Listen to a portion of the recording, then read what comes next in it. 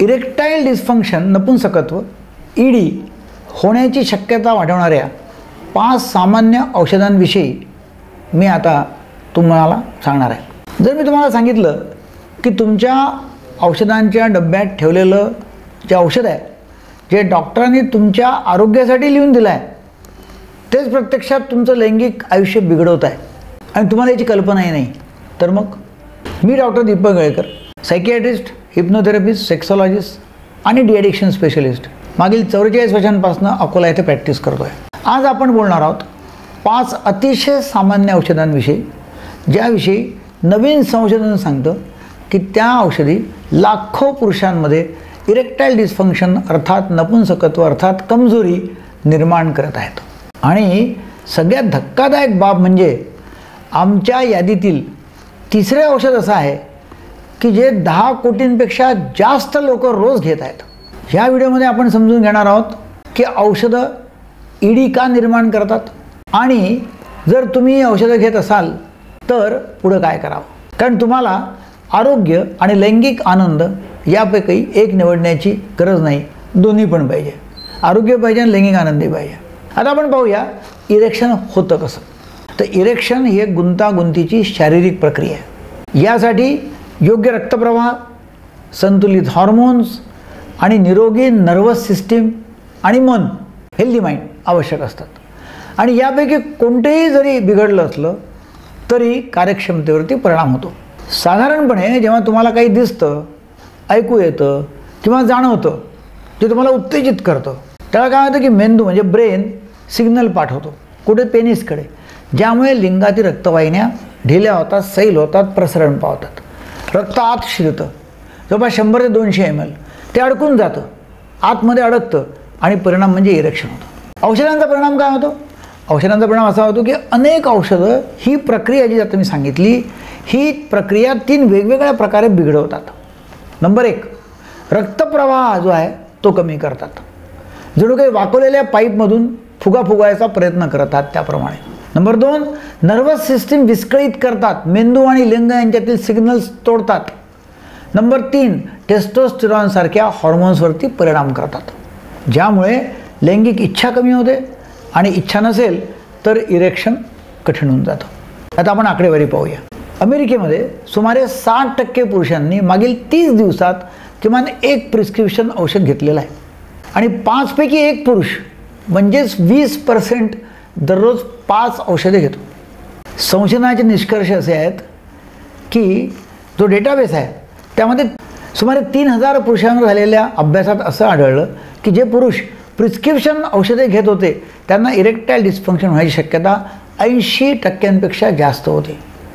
शिक्षण, वजन, मधुमेह, उच्च रक्तदाब, धूम्रपान यासारख्या घटकांचा विचार केल्यानंतरही हा फरक तसाच होता।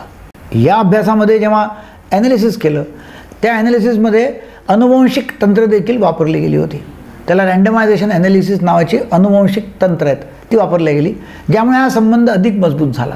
म्हणजेच ही औषधे फक्त संबंधित नाहीत तर कदाचित प्रत्यक्ष कारणही असू शकतात असं आढळलं। आता 5 सर्वात सामान्य कारणीभूत औषधांमध्ये कोणते कोणते आहेत? 5व्या क्रमांकाचं नंबर 5 ॲटेनॉल, बीटा ब्लॉकर। ॲटेनॉल आणि इतर बीटा ब्लॉकर्स ही औषधं उच्च रक्तदाब आणि हृदय संरक्षणासाठी दिली जातात, पण हीच औषधं सिम्पथेटिक नर्वस सिस्टीम बंद करतात, ज्यामुळे रक्तदाब आणि हृदयगती दोन्ही कमी होते। आता हीच प्रक्रिया लिंगातील रक्तवाहिन्या सैल होण्यास प्रतिबंध करते आणि यामुळे काय होते की लिंगामध्ये रक्तप्रवाह खुंटो जात नाही आतमध्ये। परिणाम त्याचा होतो काय की इरेक्शन मिळवणं अवघड होऊन जातं। अंदाजे 25% पुरुषांना जे बीटा ब्लॉकर घेतात आहेत त्यांना काही ना काही प्रमाणात इरेक्टाईल डिस्फंक्शन जाणवतं। नंबर 2 म्हणजे क्रमांक 4 जो आहे औषध ते आहे सिम्व्हास्टेटिन, कोलेस्ट्रॉल कमी करणारं औषध। स्टॅटिन्स ही जगातील सर्वाधिक दिली जाणारी औषध आहेत, मात्र लक्षात ठेवा कोलेस्ट्रॉल हेच टेस्टोस्टेरॉनचे मूलभूत घटक आहे। आता कोलेस्ट्रॉल कमी करायला हे औषध दिलं जातं आणि जेव्हा कोलेस्ट्रॉल खूप कमी होतं तेव्हा टेस्टोस्टेरॉन देखील कमी होणार, परिणामी लैंगिक इच्छा आणि इरेक्शन दोन्ही घटतात। हा परिणाम फार दुर्मिळ असतो आणि सहसा उच्च डोसमध्येच दिसतो।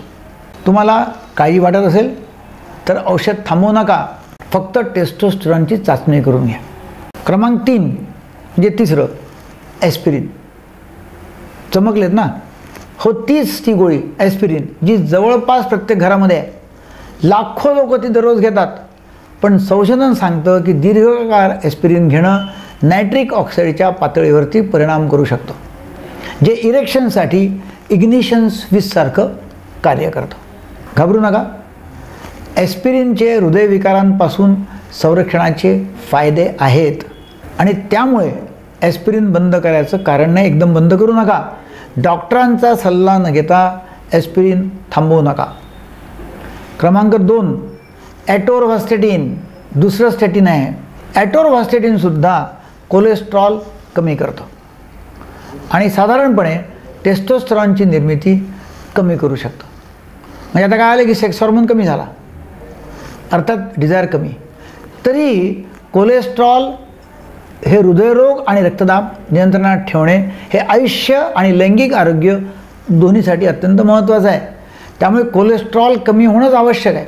क्रमांक 1, मेटफॉर्मिन. मधुमेहाचं औषध आहे. मेटफॉर्मिन हे टाईप 2 डायबिटीजसाठी सर्वाधिक वापरलं जाणारं औषध आहे. कॉमनली वापरलं जातं मेटफॉर्मिन.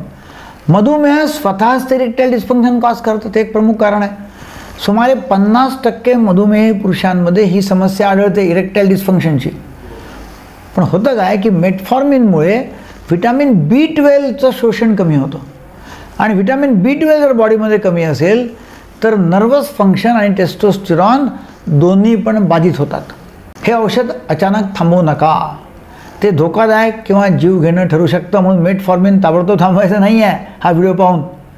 लक्षात ठेवा, ही औषधं ज्यासाठी दिली जातात, जसे की उच्च रक्तदाब, जास्त कोलेस्ट्रॉल आणि मधुमेह, त्या आजारांपेक्षा औषधांचे दुष्परिणाम कमी आहेत. कारण आजारांचे दुष्परिणाम जास्ती आहेत.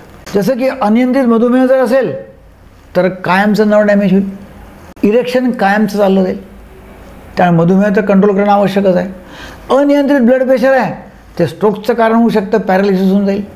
म्हणून ब्लड प्रेशर कंट्रोल करणं आवश्यक आहे. आणि हाय कोलेस्ट्रॉल हृदयविकाराचा झटका देऊ शकतं. त्यामुळे कोलेस्ट्रॉल कमी ठेवणं आवश्यक आहे. त्यामुळे ही औषधं प्रत्यक्षात तुमचे प्राण वाचवत आहेत. मग तुम्ही आता करायचं काय? पहिला टप्पा, डॉक्टरांशी स्पष्टपणे बोला. आपल्या लैंगिक दुष्परिणामांविषयी प्रामाणिकपणे सांगा. अनेक पर्यायी औषधं उपलब्ध आहेत. उदाहरणार्थ बीटा ब्लॉकरऐवजी ACE इनिबिटर किंवा वेगळी स्टॅटिन फॉर्म्युलेशन आपण घेऊ शकता. त्यामुळे स्पेशल कम्युनिकेशन आवश्यक आहे डॉक्टरांशी. नंबर 2, जीवनशैली सुधारा. नियमित व्यायाम, संतुलित आहार, पुरेशी झोप आणि ताणतणावाचं व्यवस्थापन हे सर्व अत्यंत परिणामकारक आहेत. ताण नियंत्रण अत्यंत महत्त्वाचं आहे. आजच्या धावपळीच्या जगात मन शांत ठेवणं हेच शरीरासाठी सर्वोत्तम औषधं आहे. तिसरी स्टेप, औषधाची वेळ किंवा मात्रा डॉक्टरांच्या मार्गदर्शनाखाली बदला. जर दुसरा पर्याय नसेल तर डॉक्टरांशी चर्चा करून औषधाची मात्रा किंवा वेळ बदलता येते. चौथा टप्पा, समस्या दुर्लक्ष करू नका. इरेक्टाईल डिस्फंक्शन हा अनेकदा हृदयरोगाचा सुरुवातीचा इशारा असतो. जसे खाणीत कॅनरी बर्ड धोक्याचा इशारा देत असते. ज्यांना इरेक्टाईल डिस्फंक्शन असतो त्यांना पुढे जाऊन हृदयाचे आजार होण्याची शक्यता अधिक आहे. इरेक्टाईल डिस्फंक्शन सांगतं की पुढे हार्ट अटॅक येऊ शकतो. त्यामुळे वेळेत ओळखणं आणि डॉक्टरांचा सल्ला घेणं आवश्यक आहे. बहुतांश पुरुष ज्यांना ED जाणवतं ते आरोग्य सुधारण्यासाठी अतिशय प्रेरित होतात. हीच वेळ आहे स्वतःमध्ये परिवर्तन घडवण्याची.